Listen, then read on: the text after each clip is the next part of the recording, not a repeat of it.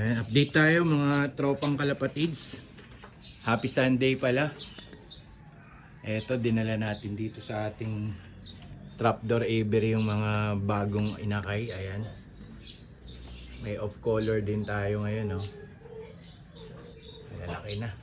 Napaarawan natin. Tapos binigyan din natin ng vitamins. Tapos ito na pala yung ating mga naunang YB. Pinakawalan natin to nung nakaraan eh.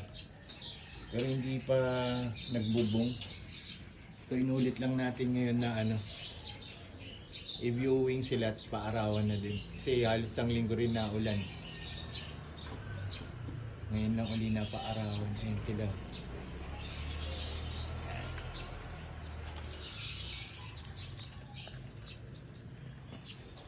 Sa bubong sila ngayon na viewing. 4 pala yan. May maliwanag na rin yung mata ng dalawa dyan.